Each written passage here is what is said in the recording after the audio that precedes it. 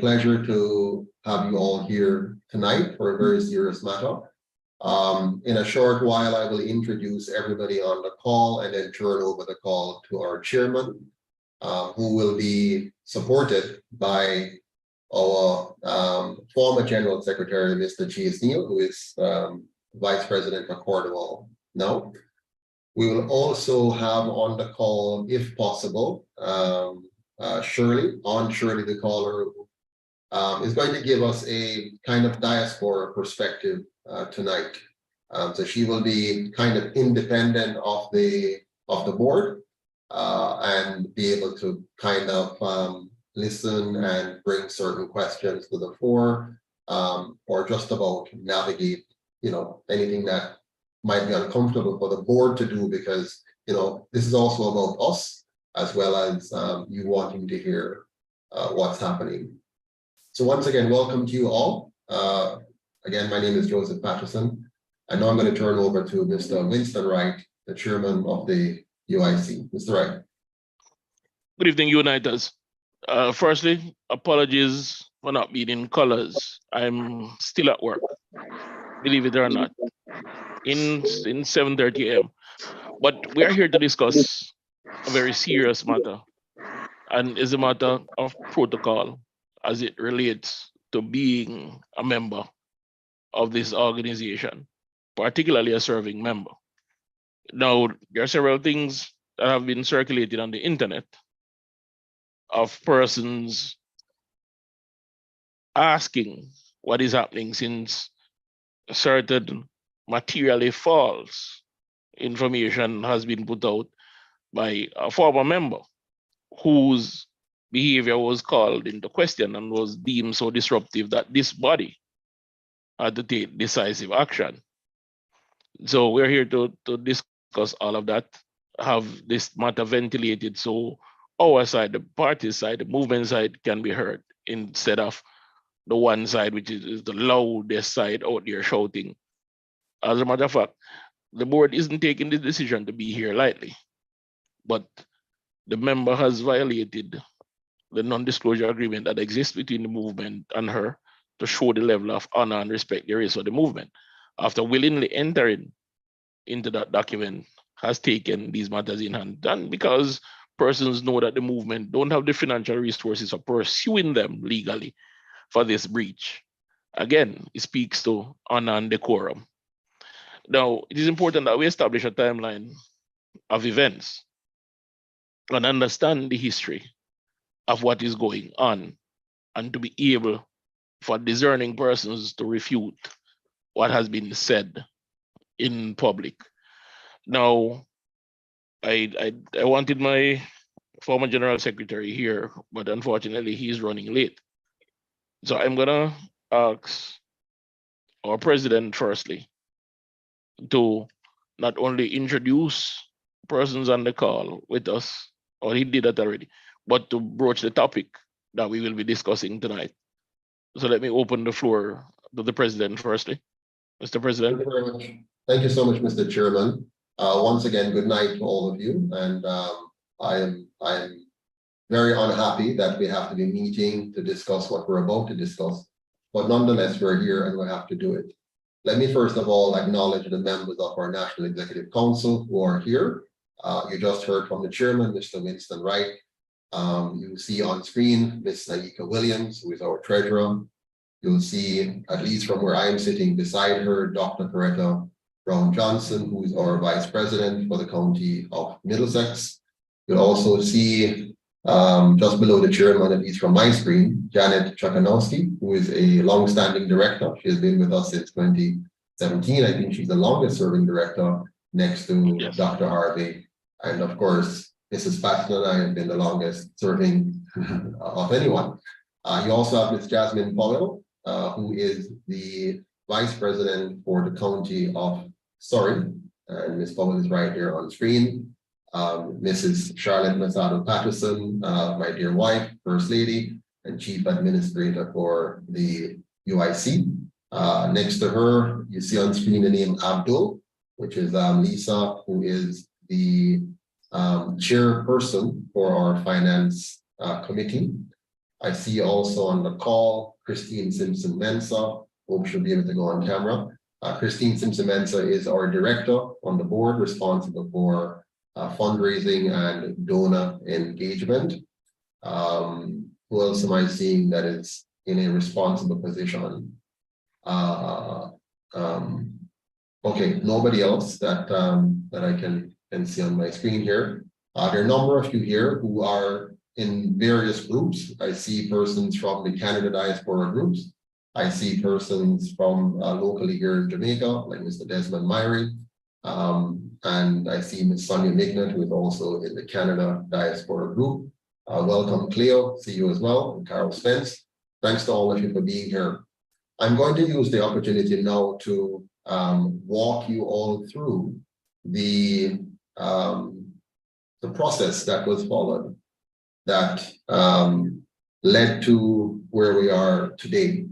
So if you don't mind me trying to read this from my screen, it says here that the former General Secretary engaged in a number of activities that were questionable over her tenure and was asked to give an account of her most recent concerning actions at the NEC's regularly scheduled meeting of June 25th, Sunday, 2023 at 6:30 p.m., which happened after our members and supporters meeting, which was held at 5 p.m.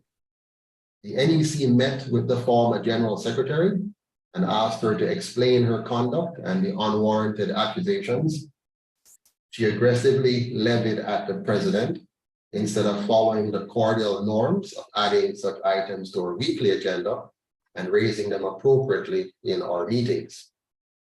The accusations raised by her were all found to be false or misleading, and the manner in which they were raised by her were considered grossly inappropriate and unbecoming of the office of the General Secretary. The NEC therefore voted unanimously, after much deliberations, to terminate and also cancel the candidacy of the former General Secretary while leaving her UIC membership intact. Unfortunately, after being excused from the deliberation phase of the meeting, in which she was vigorously defending her actions, the former General Secretary declined to return to hear the decision reached or to discuss any next steps. She instead asked that the NEC send her its decision by email. The decision of the NEC was emailed to her on Monday, June 26, 2023, and the public was later notified of the same without prejudice or malice.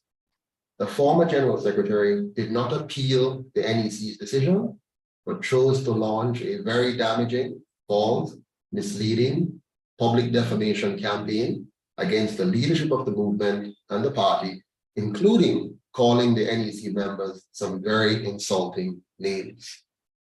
The NEC then held an emergency meeting yesterday, Tuesday, June 27, 2023, to discuss the new developments and concluded that the former General Secretary should be expelled from membership, and we voted unanimously for the same.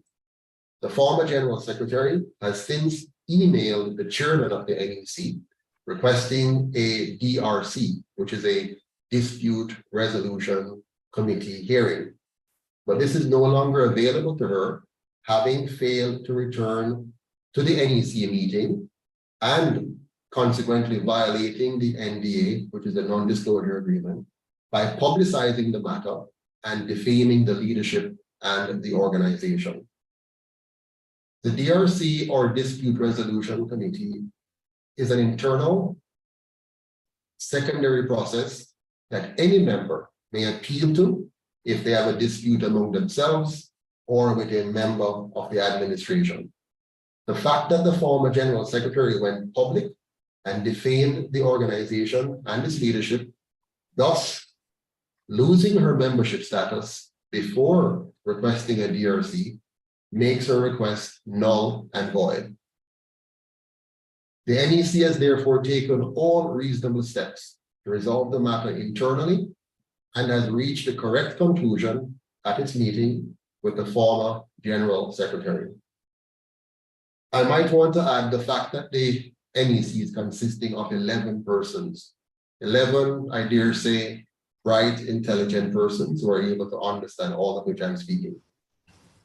It is our duty to protect and defend the integrity and the reputation of the organization and to maintain a respectful and responsible internal working environment,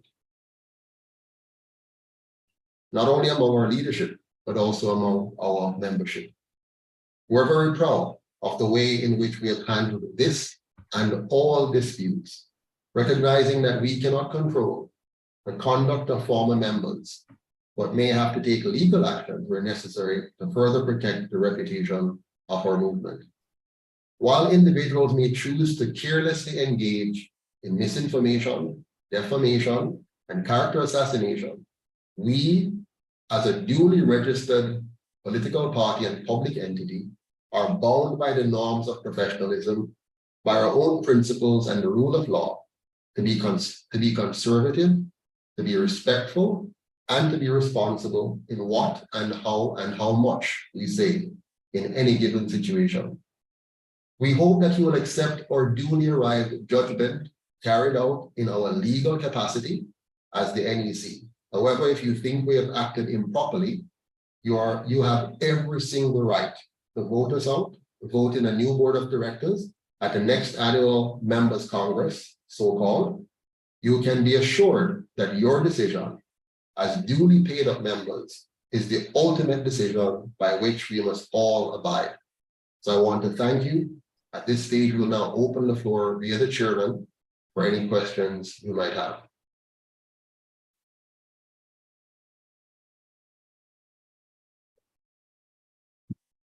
I also want to invite participants to raise their hands so that we can, in a coordinated way, accept their questions.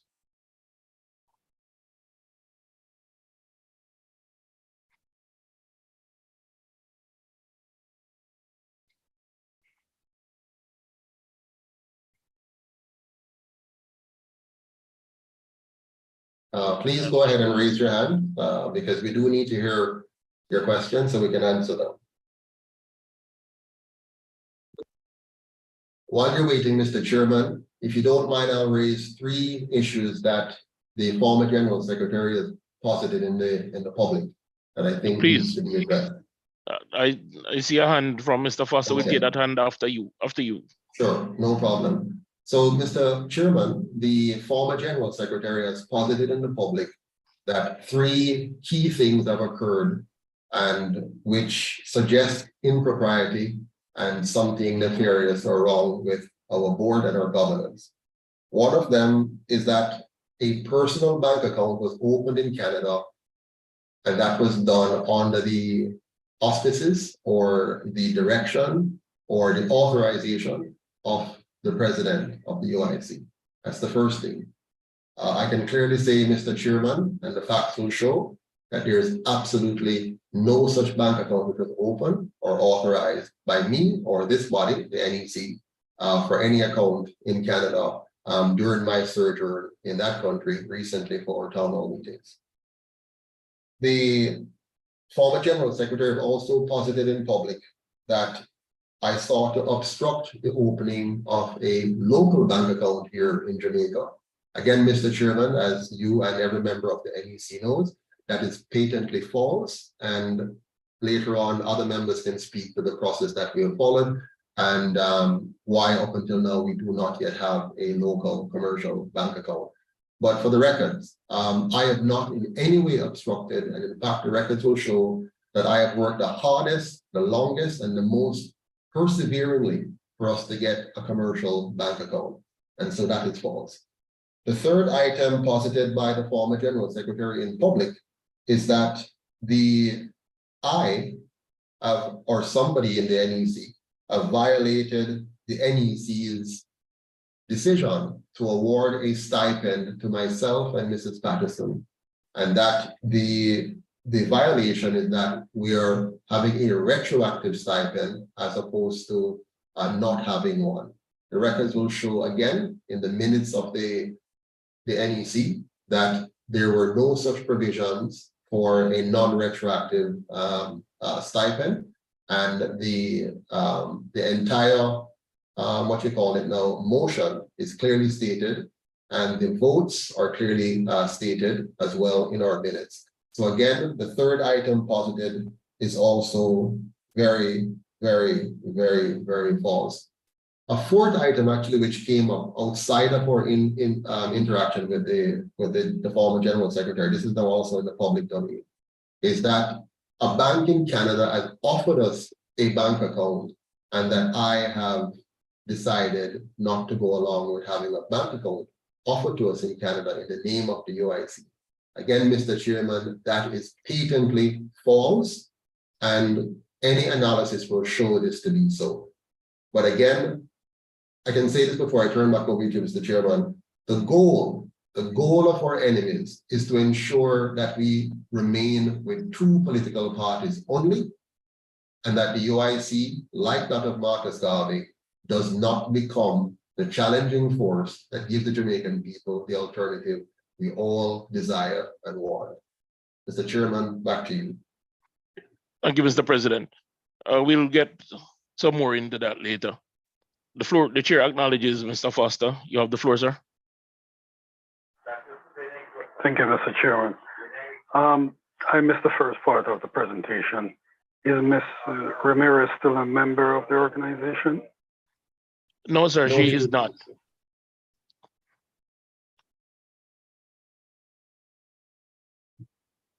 Sorry, Mr. Chair, I'll wait for you to give me any directions to speak.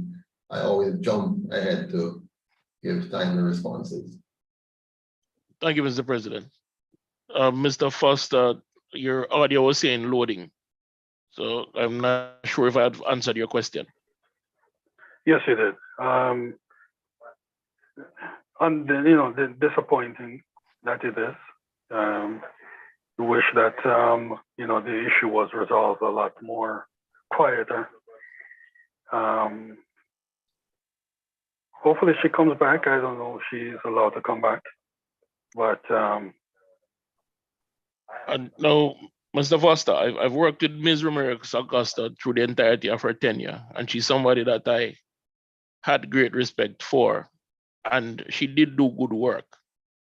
But the level to which she and the rest of the board members can attest has taken this on the affront that she has shown to the president. I don't see a road back. Now, take it from me as someone who has been in leadership in a multinational organization. When you have someone who shows you such scant regard, your office that is, you would be in serious jeopardy to continue working with that someone. And that is what exactly is at stake here. So I hope that was clear enough for you, Mr. Foster. But I do share your disappointment. thank you. Any other member with a question, please? And it doesn't matter. We need to be clear on what has happened and the way forward. So I encourage everyone present, everyone, please raise your hand, be acknowledged, and to speak and seek clarity. So that way, when we leave this virtual room tonight, when we see the onslaught that will come from the many who seek to keep the UIC from growth, you will be able to publicly and proudly state that my movement is beyond reproach. I had a call from a member just 15 minutes prior to joining this call. And when I asked him what did he hear that was of concern, he said, just gossip and rumors. And I said, exactly that. And I went on to explain to said member. And he left smiling, renewing his vow to be at Sunday's event to support his movement. So again, members, we are here. Please ask your questions.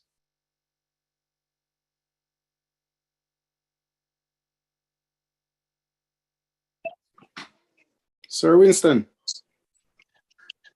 The chair acknowledges Sir Kirk. The floor is yours, sir. Yes, it's just that I myself was a little bit late when I got the previous email, and I just saw this one. I was actually outside and I just came in and get on. So I myself personally I don't really know what happened. I heard about Miss Ramirez, but she's so far. That was one of the area that I actually, based on previous conversation, I always believe that could be one of the safe seat for UIC. So now that she's not in the spot, is there someone new in that area? No, because up until the entire event, Ms. Ramirez Acosta was our champion in that area. But nonetheless, the movement flag flies high, and we continue to look for candidates, intelligent, smart, articulate persons who are akin to the vision and philosophy of the UIC, people who are willing to stand up despite the odds, be brave, be true to the cause, and not to self. So if you know someone in the area, in the true UIC fashion, we look for someone that is in the area, sharing the pains of the people, and is able to represent the people in a substantive way. Okay. Well, I'm actually not from, I'm more closer to you. I'm actually from Montego Bay, to be exact. Well, we'll see you on Sunday. Yeah, well, I'm living in Canada. I'm actually on this call from Canada right now, but I have family members who really, even right now, I was talking to my brother, like I would say this morning, maybe about 1 o'clock in the morning, trying to encourage him to really visit that meeting. And if there's any questions or there's any concern that some of the stuff that I told him that he didn't get clear, I think it would be open for him to ask whatsoever question he wants to ask. Well, tell him to come on up and say hi, and I'll definitely have a talk with him. Yeah, for sure. The president is going to be busy because there's some special stuff that is planned for him, but I'll definitely be willing to speak with him. Yeah, I'm encouraging him because like my mom right now, she's here, and she was saying to me when I told her we are the meeting, she was saying, man, if I was in Jamaica, I would for sure be there, because the first time I met what's his name, this guy from Mount Salem, there was a program that UNM was on, so I connected with him through that program, and then it was, I think, heading in a direction that seems good. My mom, she's living in Mount Salem area, so he was hoping for them to really connect, but then it didn't happen. And we actually in Chamber don't know what their representative from Montego Bay or what's going on down there. There's not much info I can even tell them. I said, yes, I'm close to the movements, but I don't know. I haven't heard anything of recent.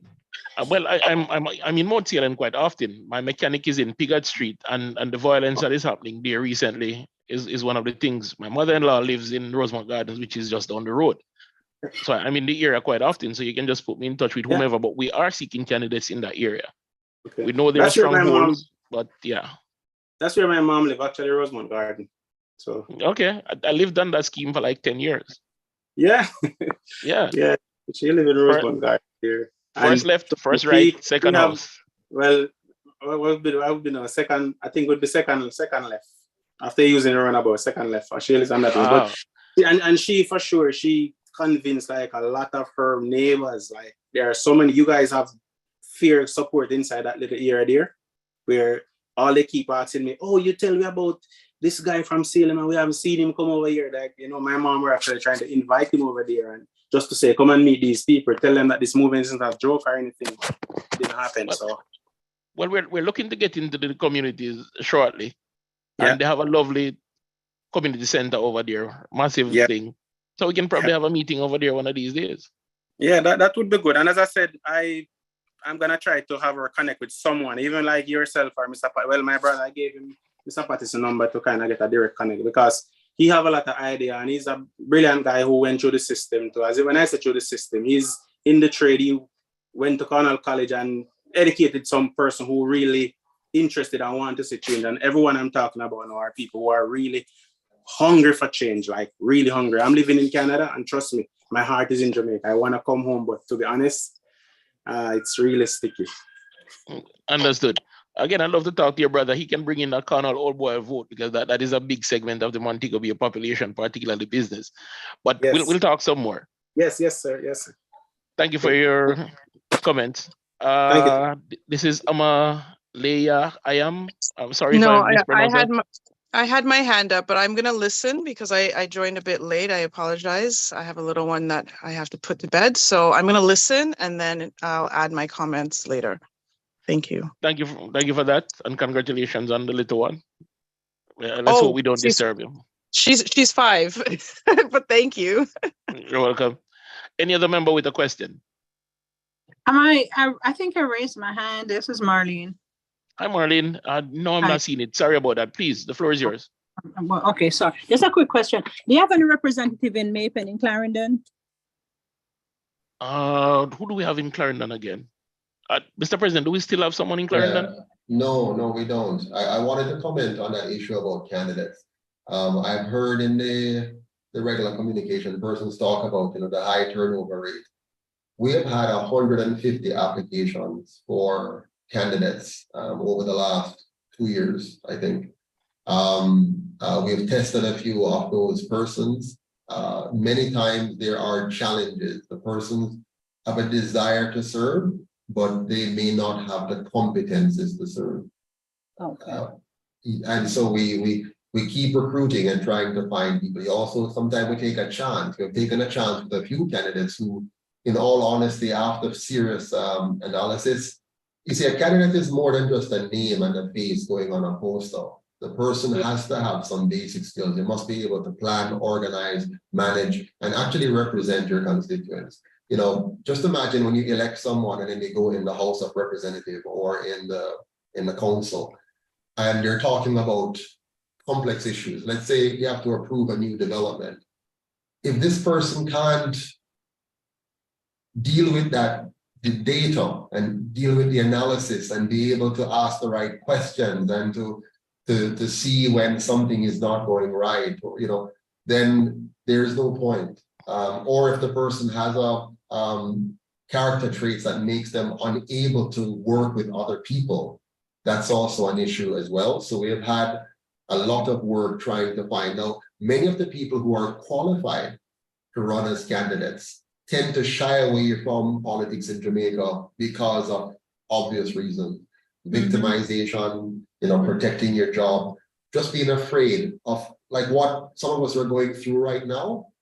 Many don't want to put themselves through this kind of thing. They don't want to be in this kind of situation. I mean, just imagine how many, professionals, want to be having this kind of meeting right now and going through these kind of things. It's kind of easier to just kind of go enjoy your accounting practice or your legal practice or your psychiatrist practice or your dental practice and not really get into this kind of thing. So, hats off to Winston, Dr. Coretta, who are the other candidates that I'm seeing on the call. Candidates, and even those who are not candidates, to subject yourself to this, Ms. Powell, Mrs. Patterson, Ms. Abdul, Ms. Janet. This is really a very, very painful experience.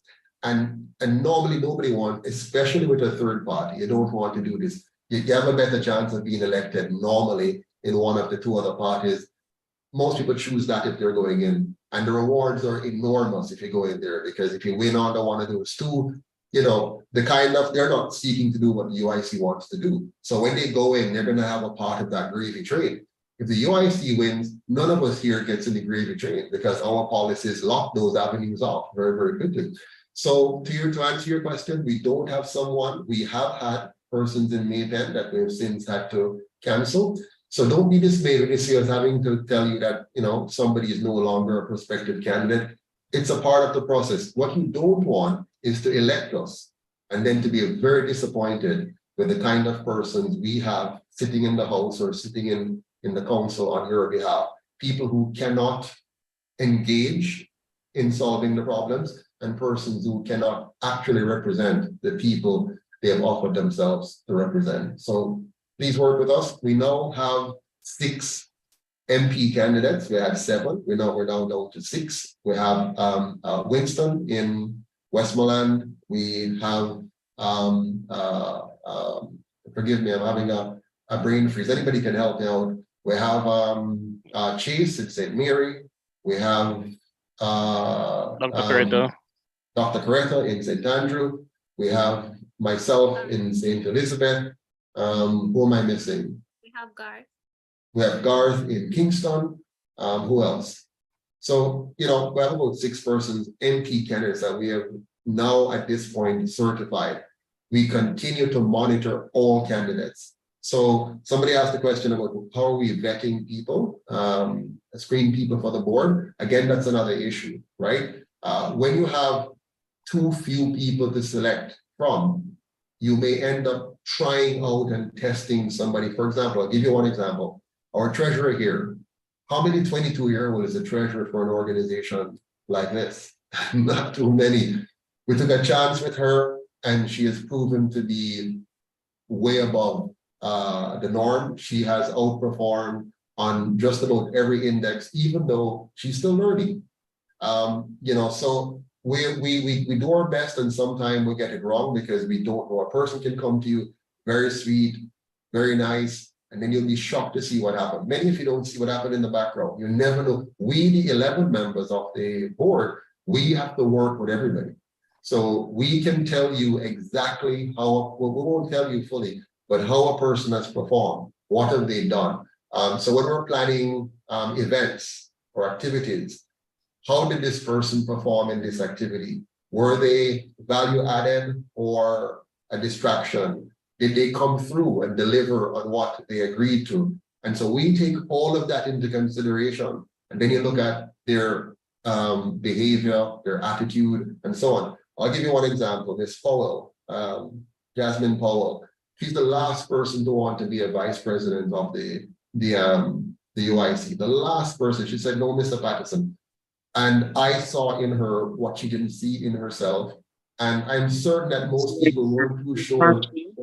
Okay, she raised the hand. Surely, many people weren't too sure when they're probably voting for her to be vice president.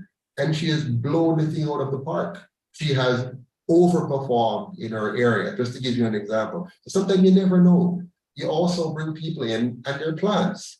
They come around, they say that they want to help out, and then you find out later on that there's multi-year motives. Some people want to get very close to the president. They want to, you know, get behind the scenes. They want to see what is going on. They want to be able to, you know, and so you never know. As sweet as the person may be, you just never know until you know, and so on. So back to you, Mr. Chairman. Thank you, Mr. President. I'm going to ask, put VP Brown Johnson on the spot for me. I see a question in the chat. Mr. Chairman, Yes, Marlene. Yes, sorry about that. So that's fine. I'd only ask a question because I just want to know if there's someone there I could actually connect with. I'm actually in USA. I'm in Georgia, and I'm from Clarendon, and that's where you know, I was really looking at the jump thing. Anyway, forget about that. I'm sorry. Let me retract. Let me go back to what I was saying quickly. I really want to know if there was anyone there. And Mr. President, thank you very much for explaining that. And I do trust the process, and I love the way you articulated all of that. So, you know, we know this is not a 1, 2, 3 thing. Just like you said, just about anyone can come in. I love that because it gives me the assurance that not just about anyone, you know, can just come in and get a seat and, you know, we say they're an MP for an area. I love the fact that you all take this process, you know, is very professional about it. So I am fine with that. And I'm very patient to wait until you actually find someone to represent Clarendon. I'm good. Thank you. Thank you very much for that, Marlene. Mr. Chairman, just one more thing on the same issue. So the UIC's position is that we want persons to run in the areas that they reside, particularly, or have a business, or really are a part of the experience of the people they're trying to represent. We're not like the others who just pick somebody and drop them in and you know, for whatever reason. We want the persons to come from. Now that's hard, that's not easy, but we really want the persons to come from or have very close ties with the community or constituency that they represent. Back to you, Mr. Chairman. Thank you. I'm going to ask VP Brown Johnson to help me with this one. There's a question from John. And good evening, John. Good to see you on. Asking why Ms. Ramirez Acosta is not here. Can you help me with that one, please? Certainly, Mr. Chair. Good night, everyone. I believe that we have exhausted the process in terms of having the discourse and the discussion with Ms. Ramirez Acosta. All the points that the president shared at the opening, the 15 points, are all true, relevant. We went through a process with her in a closed door meeting. And now with what is happening, it has contributed to us being here tonight. This is the NEC of the UIC answering your concerns and questions. And it is not a forum, I think, that we would invite Mrs. Acosta to, given the recent events. And so that is why she isn't here. She is no longer a member as well. And therefore, it's not something we would have wanted to get into in a public space. And that's also the concern. You know, if she comes on and there's still unresolved concerns for her, things that could be reiterated that we have already sorted and spoken to, it could become a little bit not so pretty. And that's not what we're interested in doing at this time. Thank you, VP Brown Johnson. All right, so Welcome, Mr. Chair. Any other member wishing to address the meeting through the chair? While I wait on members to formulate their questions, I had the privilege of sitting in the sovereign parliament of another country on multiple occasions, not only to answer the parliament for the running of public affairs on behalf of the country, but also to manage a process on behalf of the country and to report on it. And the level of understanding and the level of teamwork, despite the adversarial nature of their government, was notable, meaning they were able to work together despite not agreeing on certain fine points. As a unit, we need to have that similar cohesion, because when we get into this system, there will be that push to, for want of a better term, curtail what we plan to do for the people, because after 80 years of not having it, let us not fool ourselves and believe that they'll say, okay, the UIC is elected, fine, we'll wait. They recognize what it would mean to that system and therefore will try to prevent it. We need to be a well-oiled machine going forward. And if we can't work with each other, then we can't work for the country. And that's just my take on it. Any member has a question? It seems that we have articulated our position really well. President have understood. Yes, Mr. President, floor is yours. There are a few people on the other platforms who are asking questions. Maybe Ms. Williams can share those questions over here in the chat. Just pick the relevant questions and then we can respond to those. While she's working on that, Mr. Chair, I think it would be very nice if our audience could hear from each of the other members of the NEC, just a short, maybe an introduction of themselves for 60 seconds. So people just hear their voices and know who they are. And maybe they can direct questions directly to some of them. So they have a broader feel for, because most times people see my face, Mr. Chair, and they think the UIC is me, not realizing that there are very diligent, professional, quality people who are working daily behind the scenes as volunteers, but none of us are being paid. Except we pay the treasurer for her admin assistant. She volunteers as treasurer. There's a stipend to myself and Mrs. Patterson, about $1,100 US per month, which we have never received because we've never had the money to pay it out.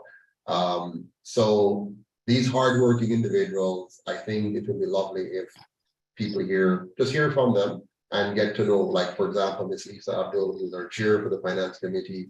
You know, she's giving up her time freely and helping to build this movement. Mr. Keith Roman, who's not a member of the executive, but these are some people who are really helping out. But let's hear from the NEC members if we can, Mr. Chair, one by one, brief introduction of themselves, maybe, if possible. Definitely. All right. My screen is a bit condensed here. Let us start with. Let me go first. Miss Jasmine. Greetings to everyone. Greetings, Miss Jasmine. Yes. My name is Jasmine Poet. And first of all, I am a proud member of the United Independence Congress. I'm also the vice president for the county of Surrey. A little more about myself will include that I am a justice of the peace in the parish of St. Andrew. I am also the Jamaica Public Service Community Ambassador where I live. I'm also a trained and certified parent mentor within the Ministry of Education. And I am a very, very active person in my community. You know, volunteerism is like a part of my life. You know, I also am a member of a group within my community. We are the Peace Builders. We got the Prime Minister's Award in 2017 for nation building. We are still very active in the community. You know, and so much more, but I don't want so much talk about myself and the little achievements. You know, this movement means a lot to me, a lot to me. You know, it's like the UIC, you know, it gives me hope based on the module created by Mr. Joseph Patterson, you know, for the solution for the country of Jamaica. It is something that I respect very much. And, you know, amidst all that is happening, and, you know, right now, one of the things that is the thing that makes me so attracted to this movement, you know, because the leader of the movement, I said to myself, you know, but this man is a very qualified person in the field that he is, you know, the field of money and accounts. So why in heaven's name, why would he choose to try to rob any little monies within this movement when he have all the opportunity to be a part? If he wanted, if it was a money thing, it would be a part of the other two parties. You understand? And I look at these things because the other politicians that I have seen, and I am not afraid to say that most of them go into politics very skinny, and all of them, after a while, everybody gain weight and get so fat, and, you know, life take a turn. So, you know, it hurtful. It hurts me, you know, if it's anybody at all try to belittle the president by suggesting the things that they are suggesting, you know, but it's so sad. But I am happy the way we as a team is handling the situation. And, you know, most persons could come out and paint other people, say negative stuff about them, but we are not about that. The UIC is about transparency and the truth. And that is my little. Thank you, Ms. Jasmine. Appreciate you as always. Dr. Brown Johnson, over to you. Thank you, Sir Chair. Boy, Ms. Jasmine, always on the money. Love that, love you. All right, so good night, everyone. My name is Dr. Coretta Brown Johnson. I am an MP candidate for West Rural St. Andrew and VP for Cornwall. In terms of what I do, I'm a clinical behavioral specialist and an addiction medicine specialist. So I get involved in working with people to help them heal, resolve, and preventative care so that you don't get to the extreme. My involvement in the UIC, you know, if it's not obvious, I do believe in the tenets of what UIC represents and puts forward. And I do believe, I've been having conversations all week with different people who you would think are from the other parties. And one of the concurrent things is that this is needed. So this process that we're going through now, this party, this solution, these suggestions, the model, it's needed. It's needed for our people. So I concur on a lot of what VP Powell shared earlier. I fully support those tenets and will lend my skills to assist that process. And so even though we're in a place now which may seem, because I see questions coming up, this is a part of resolving the concerns so we can move forward. And one of the things I want to say and make clear is that it is not about whether or not you can disagree. This idea that we're yes ministers is not a good thing to say, because Mr. Patterson himself, you can disagree. You can have a different idea or concern about an issue, but at the core of any communication of a difference is how, and the respect factor, the fact of how we communicate and look at ourselves to learn and grow within this process and be held accountable as well. So I just want to say, you know, I'm here fully open and ready to support anyone who's willing to put your talk where your actions are, talk and actions. So jump on board, get involved, because this movement is no joke. So thank you, Mr. President, Mr. Chair, sorry. Thank you, VP Brown Johnson. At this time, we ask Ms. Naika Williams to come to the microphone. All right, I hope I'm being heard clearly. You are. Okay, wonderful.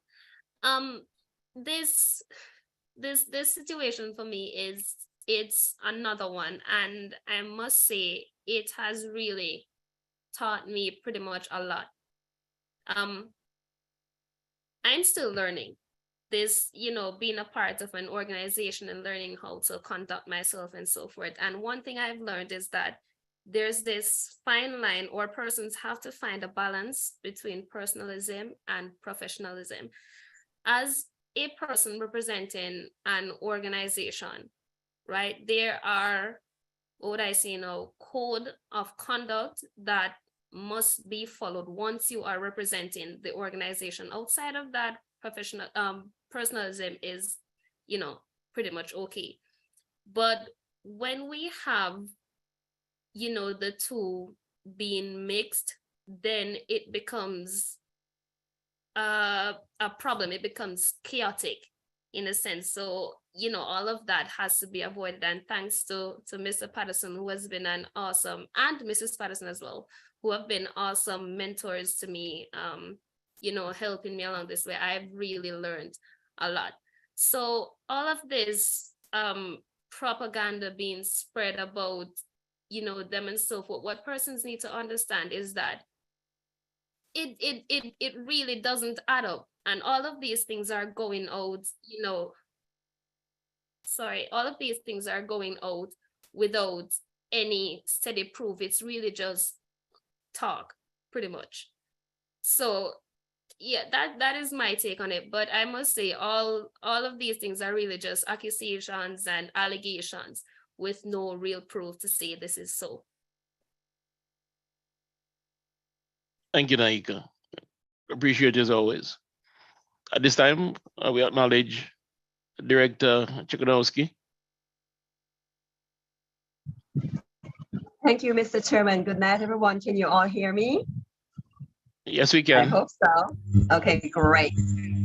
So as you already heard, my name is Janet Chikanowski, and I found the UIC group on Facebook. I call it Divine Connection. I can't remember how, but I joined this group and I was just mesmerized. I was just blown away with the information I was learning, because I had no idea what the role of government is in a country. And I learned so much from Mr. Patterson. And to be honest, it's because of him and the UIC movement why I take the plunge and return to Jamaica 2 years ago. Still have one foot in the US, but I'm here now in Jamaica. And I really appreciate the UIC and what it stands for. What attracted me to the UIC is the philosophies, the values, the standards, the transparency. It really spoke to me. And so for me, I had no problem volunteering, jumping on board. I work behind the scenes. I'm not an upfront person. I work behind the scenes, and that's where I'm very comfortable. If I need to be out front, then I will be out front. In fact, I was in the group the other day and saw, how people would attack Mr. Patterson. I would really come to his defense. And I thought, boy, I was mouthy back then. I'm really quiet now. I became quiet because COVID-19 had brought on a bunch of people to the organization. So I took a step back so that, we have more people now who can help to lead the organization. So it was very painful for me at the recent events and what has been occurring, and saddened at the fact that anyone would accuse Mr. Patterson of being a scammer or stealing money. I feel like this man has given up his life to come to Jamaica for what? To get this abuse? No, it's not necessary. He didn't need to do that. Mr. Patterson is a person who he just doesn't talk, but he walks the talk. And so everybody knows what's wrong in Jamaica. Everybody points out the problem, but how many people were willing to step up and do something about it? Well, he did, and he's doing it on behalf of all of us. And the bottom line is, those who are talking against him, those who are doing all this negative bashing, they will eventually, what's the word I'm looking for? They will eventually earn off of what? When I say earn, not money, but they will benefit. That's the word. They will benefit when the UIC becomes the next government. I have no doubt about that, because the message that the UIC brings to people is a message that a lot of us are looking for. So I want to urge everyone who is overseas and you're wanting to come home. I know the news is bad. It's bad out there, but you know what? If you come and you're focused and you build relationships with the right people, you will make it. If I can make it, you can. Trust me. It's not easy, but we all can make it. And so this is why the UIC is here, is so that those who want to come home can come. So we need more people to support us. You know the areas that you're from. If you know people there who are tired of the same old for the past 80 years, then introduce them to the UIC. I know people right now are iffy because they've been programmed that a third party cannot win. That's a lie. A third party can win, and we are the official third party that will take Jamaica from a third world country to a first world country. Thank you so much for listening. Back to you, Mr. Chairman. Thank you, Sister Janet. I have to applaud you. Thank you. Thank you. You're welcome. We have the VP of Cornwall and former General Secretary joining us. But before we go to Mr. Neil, I'm going to save you for last, Brother Neil. We'll go over to Mrs. Simpson-Mensah. Christine, I know you were probably busy. If you can speak, let me know. If not, that's fine. Yes, thank you. And sorry, everyone. It's quite hectic over here.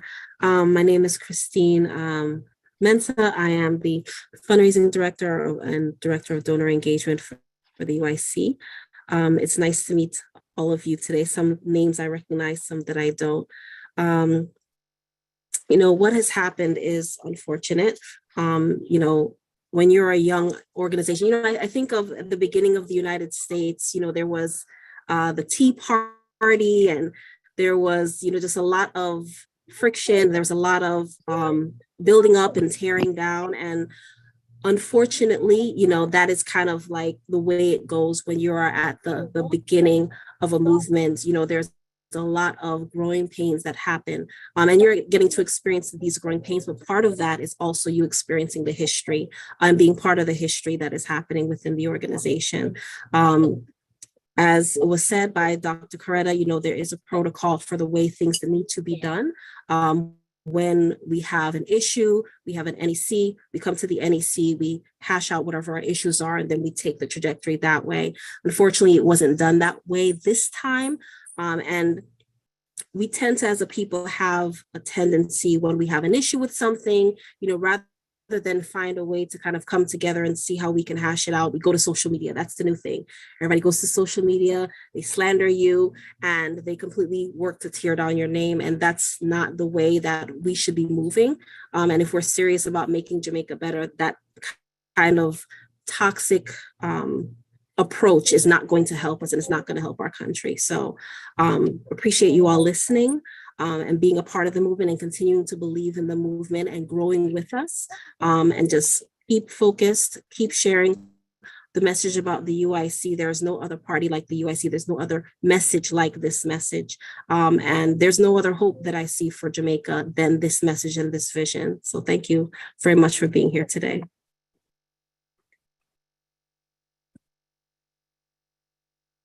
You're muted. Sorry, Mr. President, bad habit from work. Mr. Chairman, before you move on, there's a lot of activity on our YouTube page. I'm gonna, allow for the rest of the introduction, but there's a lot of activity on our YouTube page. But there's one thing I want to really point to. I see Miss Elsa Tremblay, who's a member of our finance committee, who sits on the finance committee with Lisa Abdul, Emma Gordon, Cleveland Harrison, I think it is, and Miss Elsa is on our social media page, suggesting that the former General Secretary was kicked out because she asked questions about bank account. I would like to make it very clear to everyone watching that that is patently false. That's completely false, and I'm very disappointed that a person who's a member of the finance committee, who has full access to our books and full access to our information, would go online and distribute false information. Let me remind everyone that the president of the UIC did not authorize a bank account in Canada in any person's name. That is absolutely false. The president did not refuse to open a bank account in Canada. That is also false. The president did not in any shape or form fail to support or push for a local bank account here in Jamaica. That is also patently false. And I'm going to ask Ms. Elsa Tremblay and all those who are supporting her in this initiative to cease and desist from spreading misinformation, because we may have to take legal actions. Back to you, Mr. Chairman. Thank you, Mr. President. That is strange that a member that has access and knows that knows the inner workings of the UIC and is privy to so much is deliberately participating in this lie. Which means she will have to be removed from the finance committee, Mr. Chairman. I'm just making that very clear. She will have to be removed from the finance committee and be removed from our Canadian diaspora group. I hate to have to say this, but I'm going to be very transparent, my fellow Jamaicans out there. We cannot tolerate this kind of misinformation, lies, innuendos, and disruptions to the movement. Elsa Tremblay, John Price, you all know that this is false. And if you want to have accurate information, you're a member of the finance committee. Elsa, you could have gone to the finance committee, asked any questions, and I'm sure the chairman of the finance committee, the other members of the finance committee, including the treasurer, would have been able to answer your questions sufficiently. If you're not aware of banking rules and regulations, if you don't understand how the process works, take the time to go and learn, but do not jump to conclusions and end up spreading misinformation, because you're damaging the organization, you're hurting Jamaica's future. And if you want to be a part of a Jamaica that is safe, clean, and orderly, where everyone can live, earn, and retire with dignity, you should not be doing this. Back to you, Mr. Chairman. Outside of having access to all the internal documents, accounting information, audit reports, they also have my number and can reach out to me at any time. Members know they can call me and say, Winston, I've seen this issue. And I will look into it. Not that there have been any issues, but I'll address them. I'll take their concerns. I'll discuss it with you or the NEC and provide them the answer they need. So they know they have that other avenue So what is the reason for doing what they are doing now that is so destructive and deliberate? Moving on. Mrs. Patterson, the floor is yours.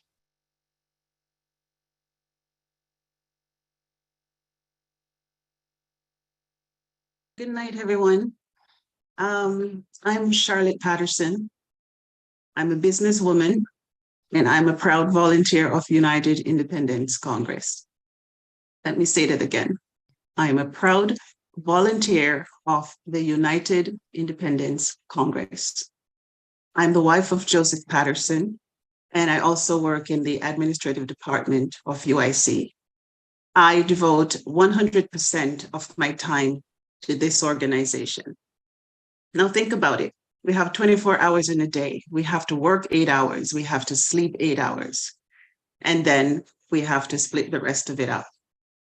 My husband and I have dedicated ourselves, our lives to this organization.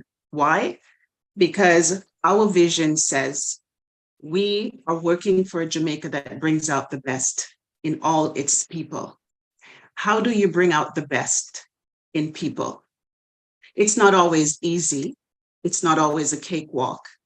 Sometimes it has to take a similar process as gold when it's being refined. A lot of trial by fire. We're going through a lot of fire right now, but I know that at the end of the day, we will come out like gold, because whatever we're doing right now, everything that we're doing is transparent, it's honest, it's decent. We don't take the word integrity lightly. I know it has been thrown around loosely in recent days, but we're serious about being people of integrity. And since Mr. Patterson has just mentioned that Miss Elsa Tremblay is out in the public saying what she's saying, I just want to add to what he says that Miss Elsa, a very cherished woman, a woman that I have had several heartwarming conversations with, has disappointed me tonight because she has more than enough avenues to get answers to whatever questions she has. Any time of the day, Elsa knows that she can write to me and ask her question. Today, I gave her that opportunity as well. She said she was concerned about certain things that were being posted. I said, you can call me, you can write to me. And if I don't have the answer, I will get it for you. So to be doing something like this right now, it's pretty sad. It's pretty disappointing. And if I may, Mr. Chair, I shared a story in a group just recently, and I'll take a moment to share it again, because I think it's very important that we stop jumping to conclusion. It's a story about a man and his beloved dog and his child. This man had to run to town. He lives in the country and he had to go out. His wife wasn't home, and so he couldn't take his baby to town. And he trusted his dog enough to leave that dog to watch the baby while he goes to town. And he hurried and went to town and came back quickly. When he came back, he noticed that his dog was sitting at the front of the door with blood all over him. Now, without investigating the matter, he took his gun and he killed the dog. Shortly thereafter, he went into the house to find that his precious baby was safe and protected from a wolf that had entered the house. So his beloved dog battled and won that fight against the wolf that came to kill his child. I say this tonight, we need to stop jumping to conclusions. We need to stop defaming people's character. We are intelligent people, and there is a space for questions to be asked and clarity to be given. And I hope that we as adults can be respectful to that system. Thank you very much. Thank you, Mrs. Patterson. I see Winston is not on screen. Mr. Chase, you can go next. All right, good night, everyone. I am Chase Neal. I am the VP for Cornwall County and also the Deputy General Secretary. I am by profession, I am a teacher. I've spent much of my working life in teaching and private security and also in complementary health. No, I came to the UIC by way of what is it called again on YouTube when it comes up on your feed?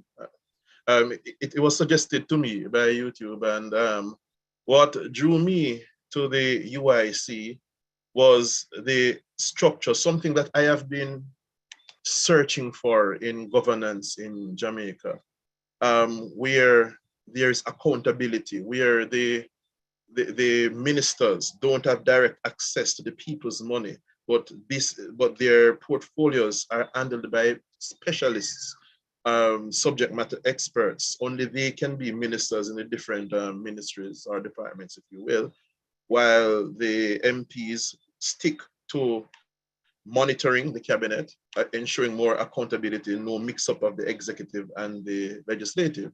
And the MPs also stick to defending the cause of the people and debating laws. That was very attractive to me. What was also attractive to me was the national election of a president, a president separate and apart from the legislative, so that there's separation of powers and less chance of muddying the waters, and also the process of entering government. I won't go into all of that now, but I like the words that the president and then VP Devon were saying, but forgive me, Mr. President, what especially made me decide to join this movement was the structure that if you were to become president of Jamaica, you would not be left willy-nilly to run this place. So the accountability, the fact that there will be 3 vice presidents elected by the people, the president has nothing to do with it. And these persons elected by the people in each county would hold the president accountable. I didn't really expect the general secretary and the treasurer secretary at the time to hold the president accountable, since they would be elected on his ticket or her ticket based on the office. But the VPs who would have been independently elected by the people would be the people's representative. And the fact that there would no longer be a partisan type of politics means that they would owe nobody any party favors. And then the second level of accountability was that once the independent VPs would have seen eye to eye and agreed with what the president may have put forward, then the parish senators now, who are independently elected by the parishes, the people in parishes, would also be another level of accountability. So that may be, Jamaica well set on a way for accountability, and with this thing about people thieving out money out of the public coffers would be addressed once and for all. So the UIC governance model was very pulling towards to me. So I actually decided to sit in instead of my father, because he was the one who really is the people person everybody knew daddy. So he was supposed to go, was supposed to be MP, but he passed away before, so I sit in his stead and I try my best. Still looking for representatives, because I do not think that I am the best that St. Mary has to offer, but I'll do my best until we can find persons who are the best for Jamaica in each constituency, with your help, viewers, to take Jamaica the next step forward. If I may, Mr. Chairman, I see some comments in the, that I think need to be answered to. There are some persons who are insinuating about a stipend and people getting paid. We would have said this before, and when the treasurer speaks, if she has not already, I came late, she can make this clear. I think I saw someone from Finance Committee here too.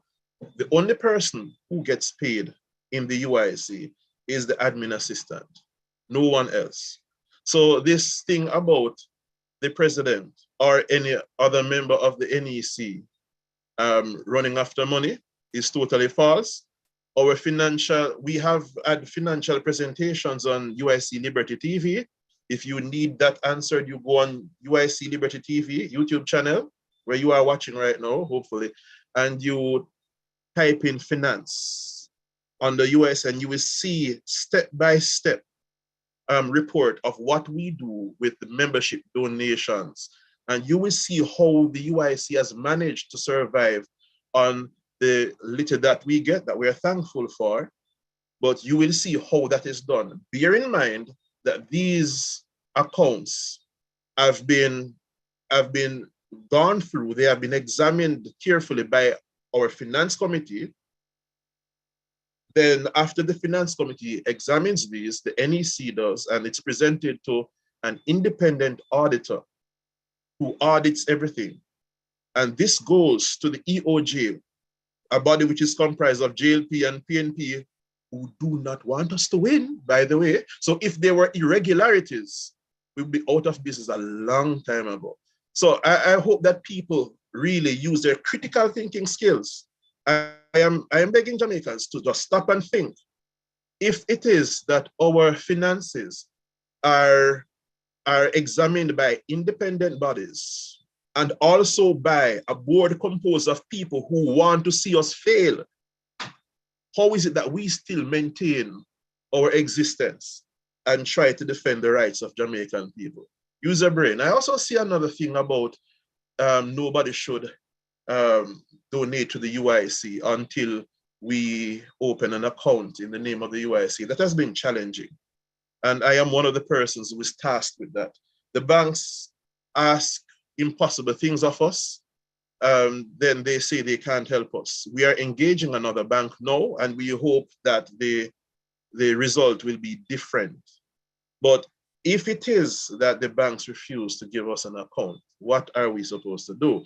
And if we do get, I hope we do, get to open an account in the name of the UIC, it is we, the NEC, who will still be in charge. Since we're so thieving from the present account, and we are still the ones in charge, if we open an account in the name of the UIC, we're still able to thieve the money. So what is this rubbish about not donating? I'm sorry if I'm being offensive, but it is stupid to me. And I don't mean to offend, I'm just calling it as I see it. So if I am offensive, you can cuss me, and I'll apologize. But we are the NEC. If we get the go ahead to open a bank account in the name of the UIC, we are still the board. And if we want thief, since people accuse us of thieving, we're still going to thief the money. And so if we're able to thief the money and the finance committee don't notice it, other members of the NEC who you might think are honest don't see it, the independent auditor doesn't see it, and EOJ, I don't know how they would miss it, don't see it, then change of bank account means we thief same way. I call on Jamaicans. We have been legendary for many things, for sports, for music, for the culture we have. Let us be known for our logic and our brains. Thank you, Sir Chairman. I yield the platform back to you. Thank you, Brother Chase. I do understand the passion. Before you take the floor, Mr. Patterson, I see a question that was up on my screen that asked about attrition. Somebody was asking if all the attrition from the movement is a testament to the fact that there is attrition in the movement, which you already spoke to. Of all these persons who have left are considered traitors. I'm not sure if I got the question totally 100% correct. Not all the persons that left the movement left under acrimonious circumstances. Not all of them left with bad blood. Persons shy away because they don't think they can manage. Persons step away because of personal challenges. Persons step away because their family members don't want them to. I, for one, if I were to listen to my inner circle, would not be sitting here at, what is this? 9:15. At 9:15. My family members as far as the UK have called me and said, boss, stay clear of this, you're mad. and I've defied them to be here because I'm doing this for my children, right? And I give willingly and dearly because I support the vision. So no, not everybody that leaves under acrimonious circumstances. They leave for various reasons. But when someone leaves under acrimonious circumstances, it's because they choose to leave under acrimonious circumstances. We have an established protocol for separation, just like any other organization. And if someone was to be genuine enough to sit through the process, they will leave being members still. And we have persons who have left and are still members and support the movement. So no, not everyone leaves under acrimonious circumstance. The floor is yours, Mr. President. Thank you, Mr. Chairman. I wanted to kind of touch on, I see somebody asking online about the process for opening a bank account. So I think everybody in Jamaica now knows, even for a personal bank account, how difficult it can be in Jamaica to open a personal bank account. In some banks, it might be easier than others. Now, if you try to open a business bank account, let's say a sole proprietorship or a partnership, that is another layer of challenge. If you try to open a corporate bank account, that's another layer of challenge. Now, if you try to open a political party bank account, well, that's where you get into a different domain. When you get into that domain, they say to you, well, we don't quite have something specific for opening a political party bank account. So now you're in a different domain. In any event, they'll give you a list of things that they want from you, your articles of incorporation, your resolution, your things about your membership, things about your sources of funds, and all kinds of questions. Banks have a heap of questions. So you go through the first list, usually 10 or 13 items. You fulfill those 10 or 13 items, and then when you think you're good, depending on the time, in my experience, when I did it, and I've done it like maybe 5 or 6 times, with Scotiabank, NCB, JMMD, Victoria Mutual, in the days. I've been doing this for a while now. UIC has been trying to get a bank account from way back as 2013, 14, 15, 16. I gave up when most of these new guys come on and say, you guys can do it now because I'm tired. So I've been through the process. Now, when you fulfill the first set, normally after a while, they take a while, sometimes 2 weeks, 3 weeks, 4 weeks, a month or two. Then they said, oh, we need some other documents. And then you would get a list of 5 or 6 items again, and you submit those items. And then they take some time again, and then they say, come in now. And you come in and you talk and you get ready to, you think you're going to sign now. And they say, oh, by the way, where does your donors get the money from that they send to you? I said, well, some of them, their job and their business and so on, generally. Then how do you know where to get the money from that they're sending to you? So we can't know where to get the money from, really. We can ask them though, if you want. And I said, what does the other parties do that you have accounts for? Because you have charities as well. You have charities who are getting money donated from people. You have 2 other main political parties who have been around for centuries, exaggerating there. How do they do it? Tell us how they do it, and we will do exactly what they do. And this is what they say to you. Well, we can't disclose that to you how they do it. I said, okay, tell us how you want us to do it, and we'll see if we can follow what you want. They said, no, you need to tell us how you're going to do it. At that point, we freeze because it's hard for you to come up with what is it that I'm going to do. I said, well, we can ask people to tell us when we are donating where the money comes from. That's not good enough. And then you're back in a spiral. And eventually, you're out the door. Mr. Chase, I see your hand up, and then Sheldon. All right, sir, I'd just like to add to that. All right, I have been engaging the banks also within my capacity as General Secretary before the elections in the AMC. And I'd like to add to what Mr. Patterson said. I approached, let me add though, that Mr. Patterson has always been advising me to make a record of every single step when approaching the banks and make it public. As you were, in my head, it would be a name them and shame them sort of thing. But in my own act of being too nice or not wanting to damage potential relationships. Maybe it was an act of defiance. It may be seen as that. I have not done so. I have approached the banks on goodwill. No, just to say though that I'm not going to do that any longer because I see that they are trying to waste our time. I approached JN Bank, and JN Bank told me that they could not give us an account unless we wrote to the Minister of Finance for permission to open a bank account. I could not believe what I was hearing.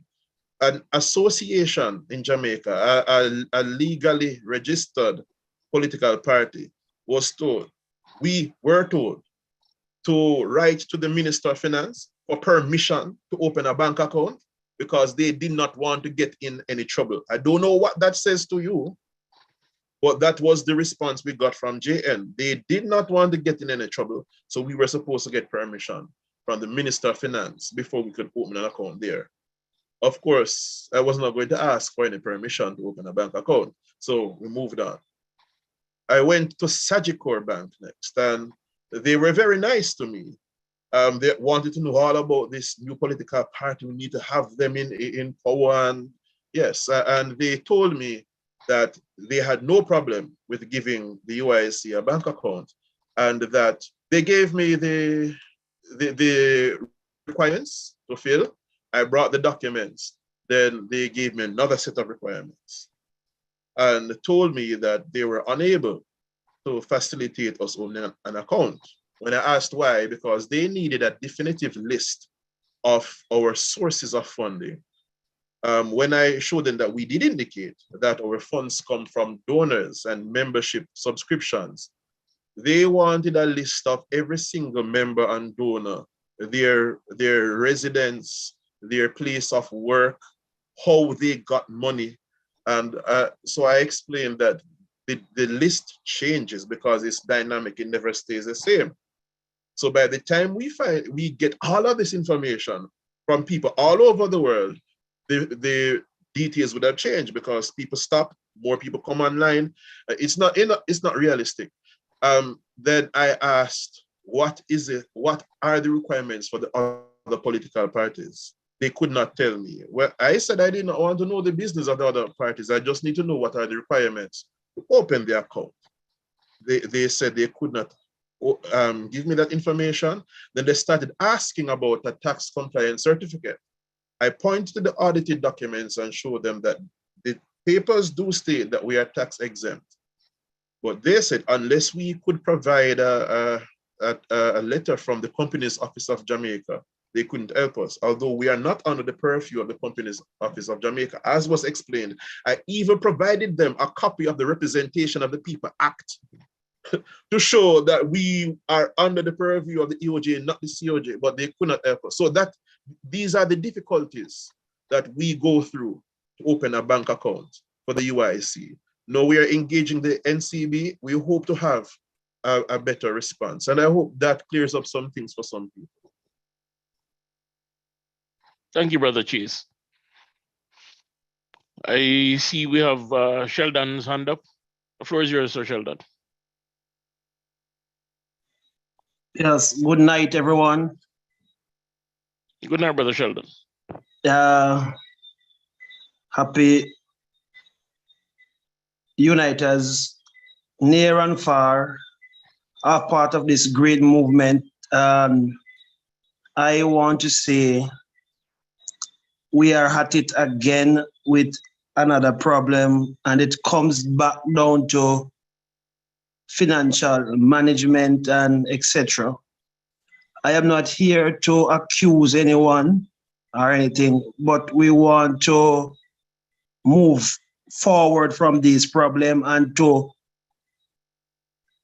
adjust that people can be transparent, because transparent is what everyone wants, even in this country, and even from the other two parties, and the management of certain financial things. The problem have been no one want to give the UIC an account, which a lot of people clearly understand that, based on what we have been hearing and what I have checked as well. But I believe that for Mr. Patterson and Mrs. Patterson to be safe from this is for this account that is in his name to be moved to the financial management committee as a personal joint account in a financial group with a persons to be signing a contract include that no one cannot move certain things without like a group of 10 persons in a financial management structure, that no one can point fingers at Mr. and Mrs. Patterson by saying that there's mismanagement of certainty, because we want to, because this have happened back in the past.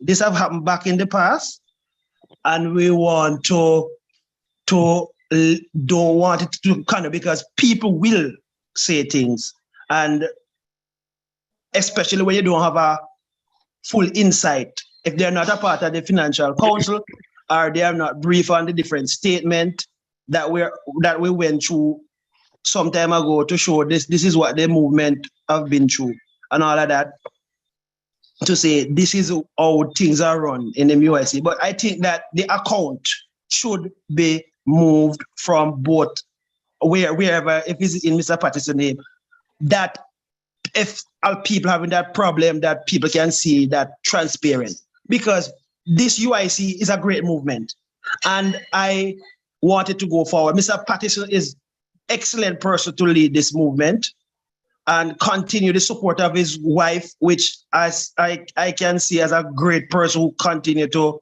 push him and do all the underground work, because I can know that she does a lot to ensure that things are up and running.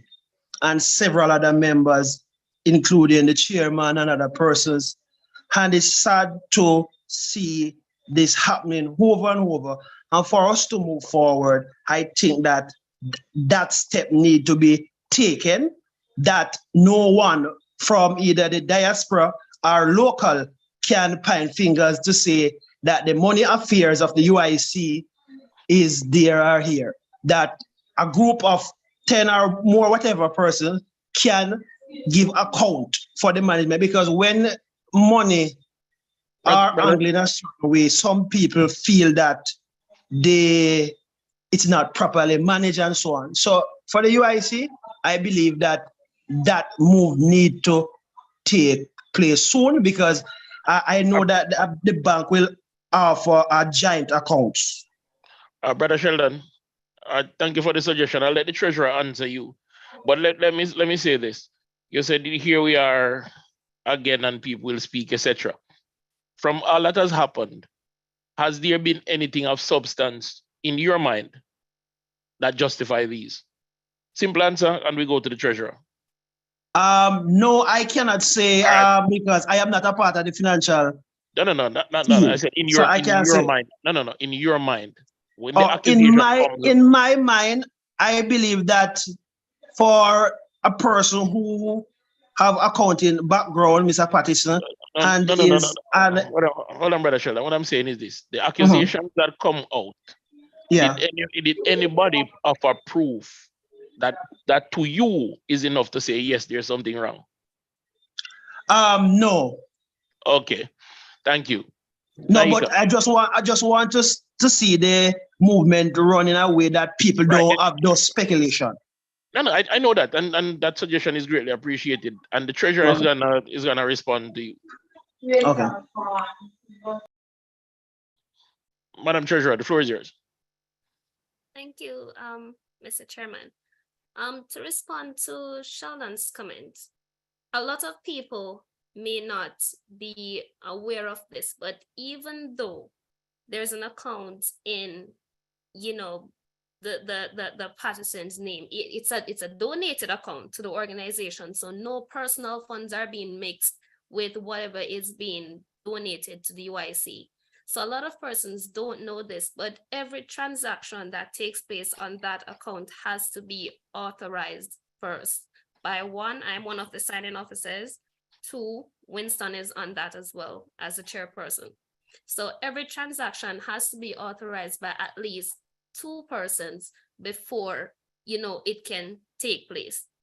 And, you know, we, all of number 1, every transaction has a receipt. That's 1.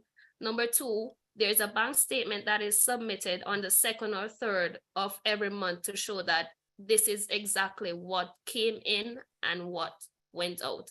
So there should be no misunderstanding as it pertains to, you know, funds being misused, misrepresented, or misappropriated in this case, whether it's in that account or not. It's strictly UIC funds that is in that account. How many times has that account been audited? We're going on our 3rd year. So 3 consecutive audits. Have all those audits been good or bad? Absolutely. So those audits have all been good. And where does that audit statement go? What do you do with those audit reports? Those very lengthy audit reports that usually come for organizations. Okay, so firstly, what is done, we sign off on it as, you know, the president signs off, the treasurer, chairman signs off on it. Say again? Sign off on it meaning what? We change the wording of it, or we sign our signature on it, what? We just put our signature on it to say this is, you know, this is an authentic statement. Okay. After the external auditor, you know, gives his approval and so forth and send it off to us. After that is done, it is presented at our ANC meeting 1. 2, it is also distributed to, you know, persons in our database. So everybody has a copy of our financial statements. So if we have statements being submitted to the ECJ who has persons from both parties, you know, in that midst, if something was wrong, and we all know none of those 2 want a 3rd party to exist. If something was wrong, do you still think the UIC would have a party status? Exactly. Thank you, Ms. Williams. You're welcome. Mr. Morrison.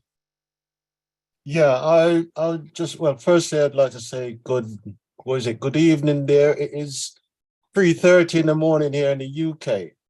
Yeah, it's almost 10 p.m. here.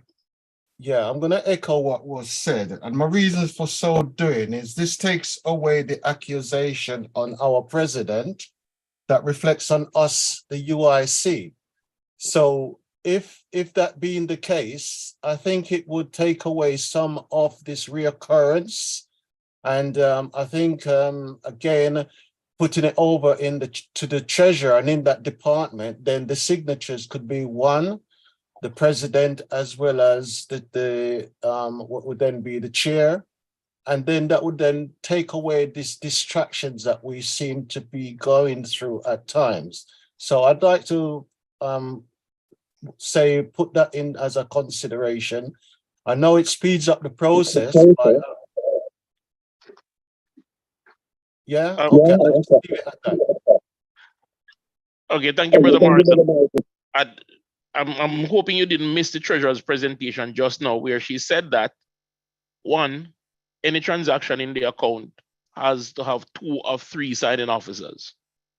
That's the first thing. Secondly, that the account isn't managed other than outside of the treasurer's purview and the finance committee.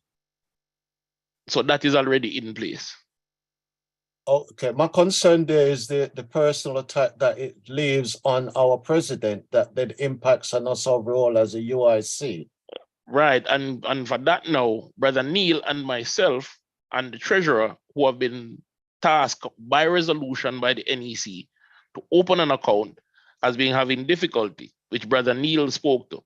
I can add to that to say I've gone to banks, 2 banks as a matter of fact, and made the same request of them. And they wanted a trove of information, including your personal details, your full name, your address, your phone number, that I'm not willing to give them. So I walked away from that institution. If you want me to give a commercial entity your data, we can do that. But I'm sure you want your information protected. So we're looking to work with other banks who are willing to be more considerate to have that done. But I do get your point that it is a distraction, and it is. But we also need to understand that this distraction is being done by malicious persons who internally knows the challenges that we face, but yet choose to use this information to create that distraction. So we need to look at that as well. So it's not just a straightforward black and white clear-cut thing where there's this happening. No, it's been done by persons who are internal, who sit in these meetings and listen to the challenges and the deliberations and the pain and the agony. All right. And I'll go further and say this. I have experienced time challenges in working with Chase and Naika to get the account open. And not because I don't want to. And the president has divorced himself of this matter and has delegated through the NEC. The NEC has voted 3 persons, myself, the treasurer, and Mr. Neil, to do this. All right.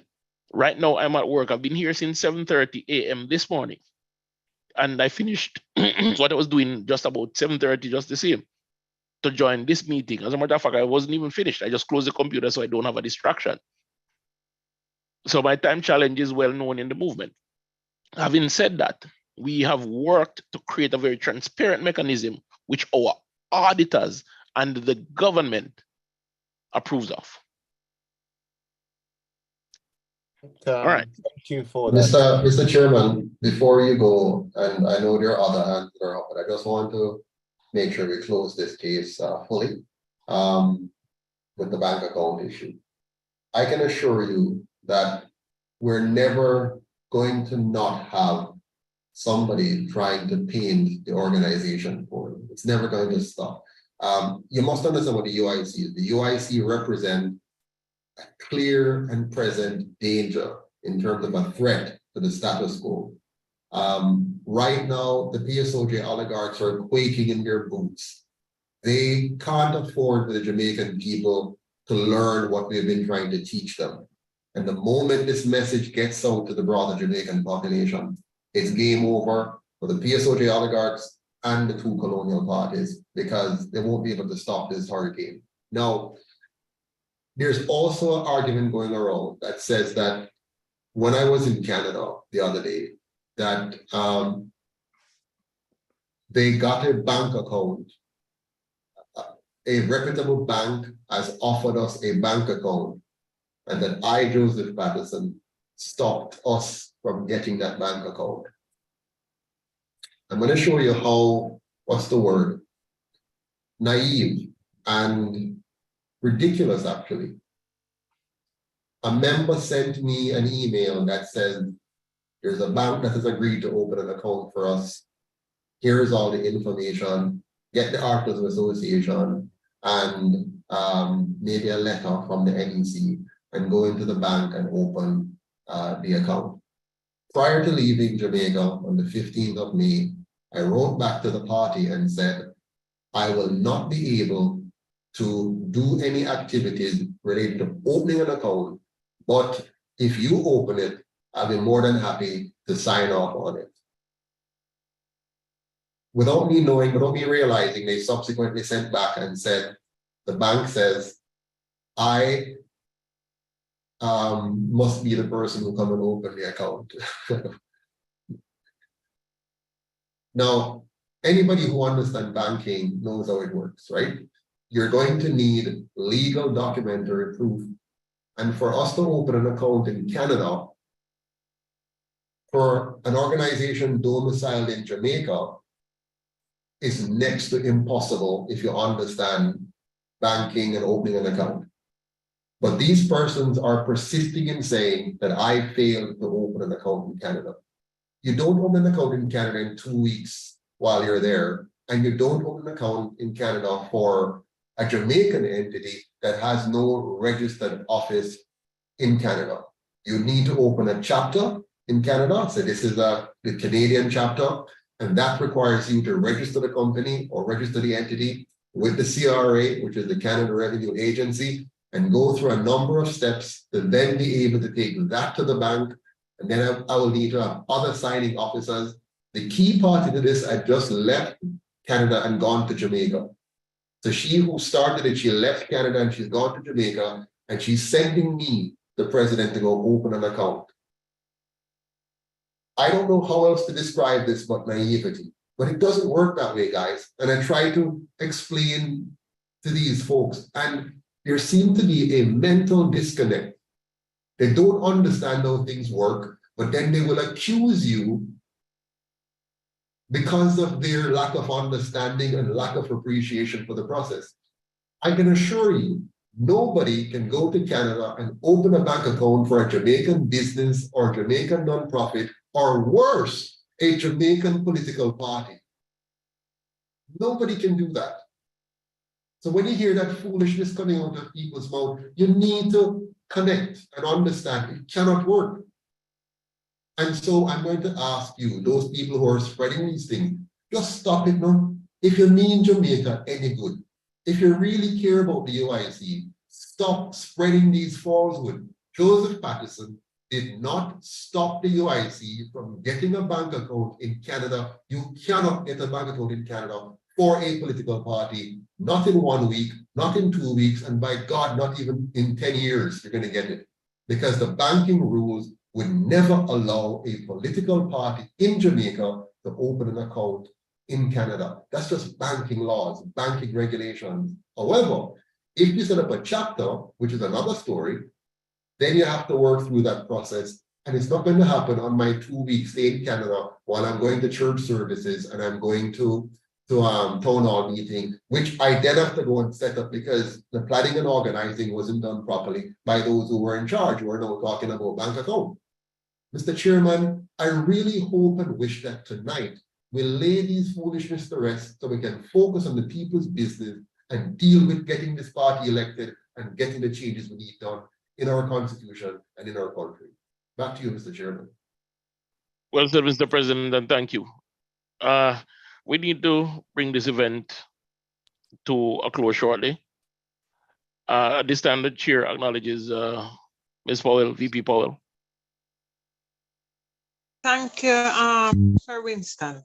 I just want to say this, I just want to say to members and supporters, we have to be wise. You have to be wise and be able to pick sense out of nonsense and not be so quick to just run with everything you hear. Because when, even if I wasn't a member of this organization and I stand aside and just observe and listen to the accusation or the assumption or all the things that persons are doing, I would say to myself, then this don't look like so the people them accuse somebody who own a bakery, say him steal a loaf of bread.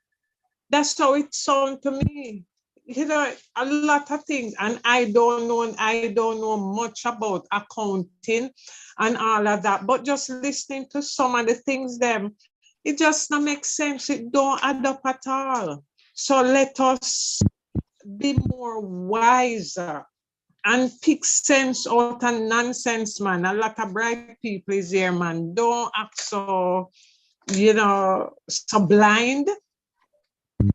Yeah. That is Thank you, sir. Thank you, VP Powell.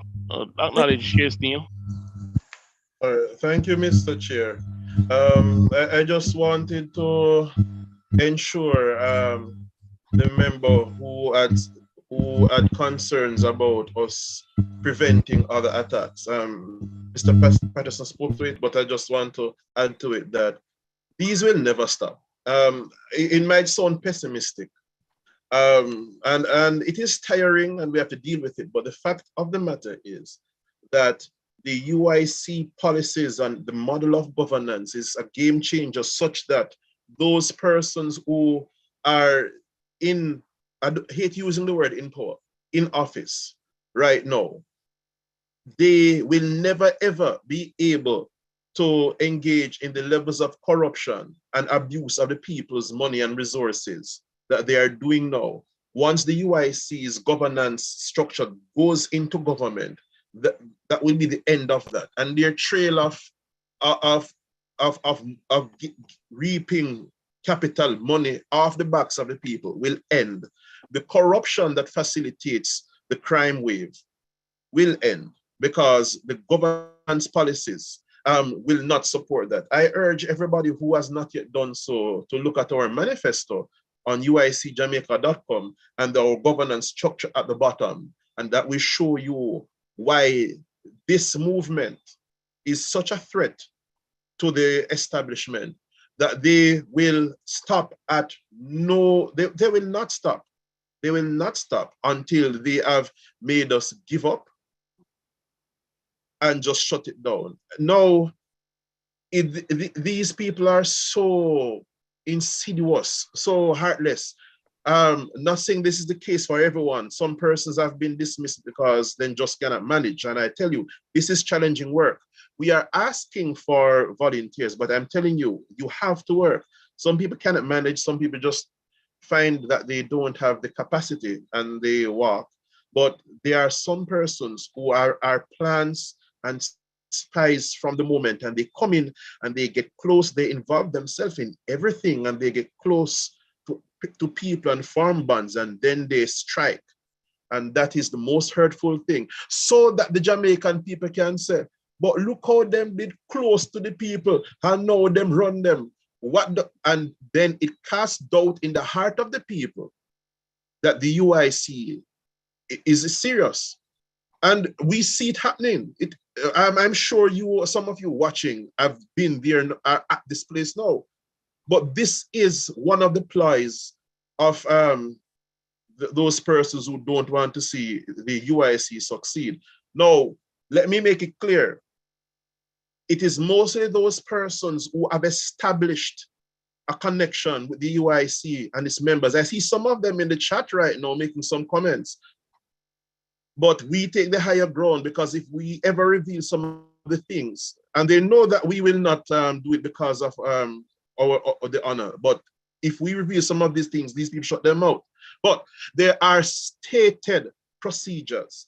If, according to the constitution of the UIC, if you have a problem with the president or any member of the UIC, you may move for a vote of no confidence. None of these detractors have moved for a vote of no confidence. Not one.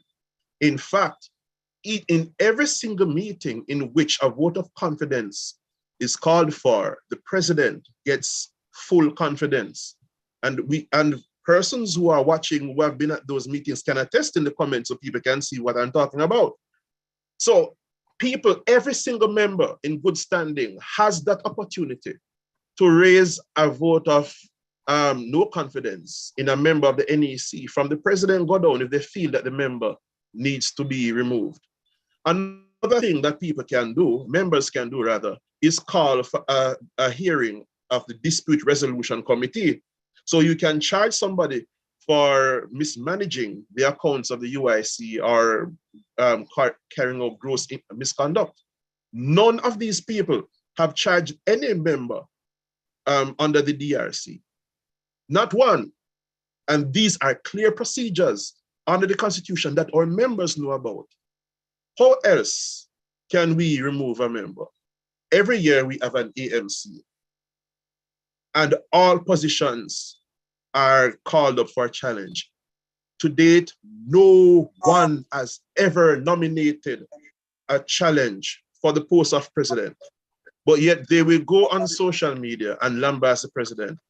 We call for challenges to the presidency, and not one person.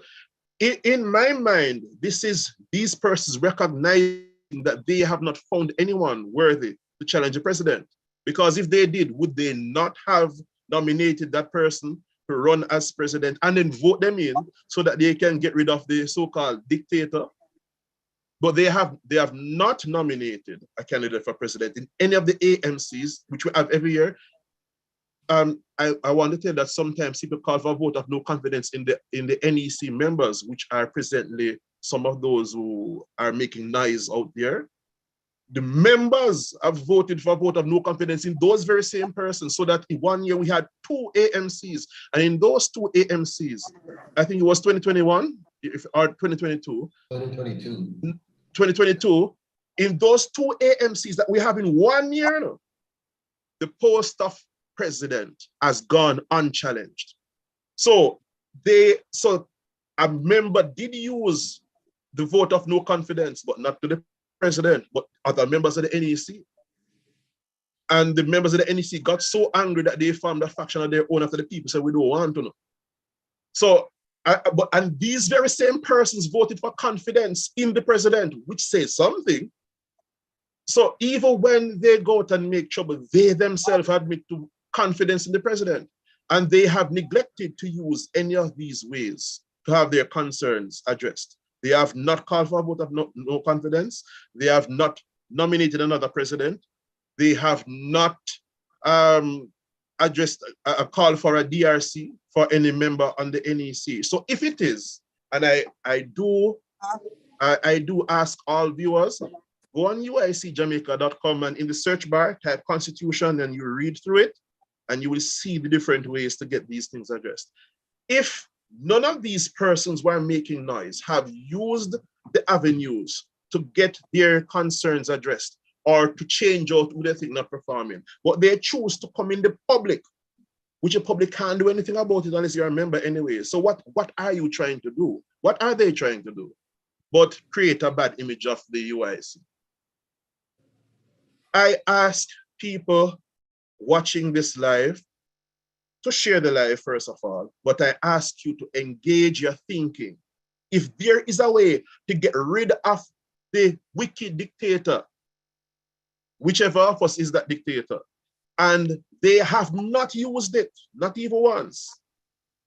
To this day, they have not used it, but they feel comfortable to not use the procedures, but go outside and create a bad picture of the UIC and its leader. What really is their goal and aim?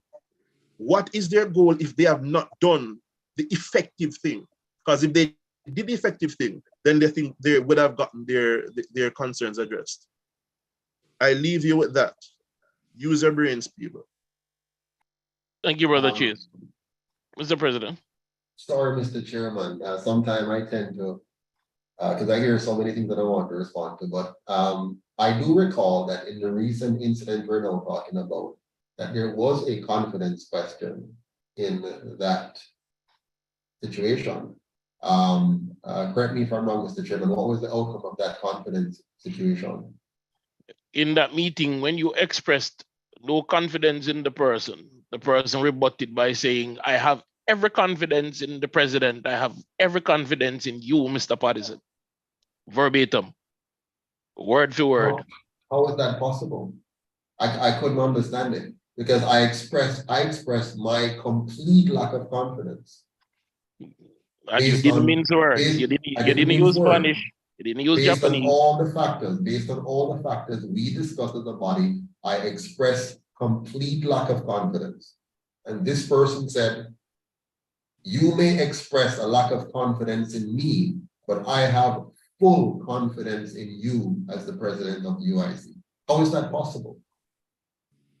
Now, I hate to share this, because I tell you what, people, there is a plan, and that plan is to somehow cut off the head of the UIC for some other objective. I see people in the situation. I see a former director of membership here on the live on YouTube saying a lot of stuff. A former director of membership saying a lot of stuff. She has been around for a long time. From the time of Ms. Japanowski, she has been around. She was formerly a general secretary of the movement. She was voted out of that position. We brought her back because she expressed that she wants to really work, and we brought her back in, and she made her way back up to be a membership director. The only reason that she's out today is because she and the same person in question had very, very serious problems. Very, very serious problems. But I'm amazed now to see the kind of concerted coming together. Why do people do these things? What is the motivation? Why do you want, if you have no confidence in me and you have no confidence in the UIC, why don't you just go away and form your own party and just show Jamaica what competences you have? Why do you have former vice presidents sitting on our thing here, dropping all kinds of words? Why doesn't he go away and form another party and demonstrate his competences? Why don't all of these persons who think that we're getting it wrong, why don't they just form a political party and do what we are failing to do? Just go and do it. Hold on. I can tell you why. Yes. Because they see the kind of thankless work that you had to do, and they can't do it.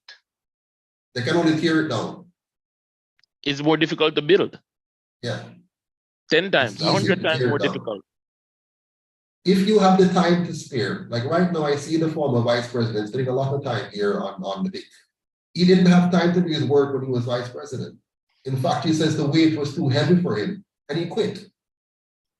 If you quit because you didn't have the time, why spend the time now on our life wasting time trying to drop innuendos and say how we're being condescending? We're not being condescending. We're tired of people like you who just add hot here to the room and cannot carry the load. If you can't do the work, go away and be quiet. Right now, I should be on the line calling members. And I'm not, because we're doing this. Exactly. We have a meeting coming up. We have our town hall on July 2nd. That's Sunday. Me have to get up out of my bed and get up there Saturday. Mr. Ika has to get up there on Saturday and get place ready. Mr. Wright has been running up and down, getting chairs, getting venue, getting food, whatever. And these people are wasting our time. And honestly, I've had enough of it, but not enough to quit. I've had enough that I'm not going to spend any more time on this. I will not spend any more time on this. The former General Secretary has made her decision. She has shown her colors, and we have voted on it, and we move on. We have to get back to the business of the people of Jamaica. And I know she would like to prolong this so that and she has done this before, you just don't know it.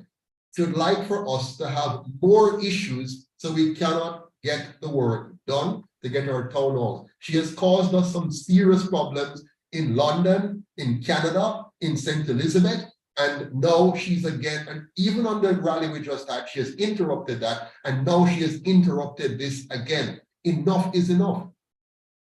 We have to move on, people. We cannot continue to allow these people to come into our midst, come into our organization, and seek to tear it down from within. We already have enough problems outside. And so I'm asking the NEC and the entire body of the UIC to let us start being even more efficient in addressing these things. It's not the first time we're addressing this particular person. We voted her off the board before. You might recall, Mr. Chairman. We voted her off before when she was a vice president. And we gave her a second chance. And this is the result of the second chance. But we have to stop it. We have to stop it now. We need to move on. They're making sure we're not ready for elections. They're making sure that we're not out busy advertising our town hall. And then when it fails, they see it failed, they don't get good turnout. Because we have people on the inside chopping off our legs, putting out nice fancy statements, pretending as if they're doing work, and then coming at the end and doing this kind of stuff. We have to fix it, my friends. We have to stop this.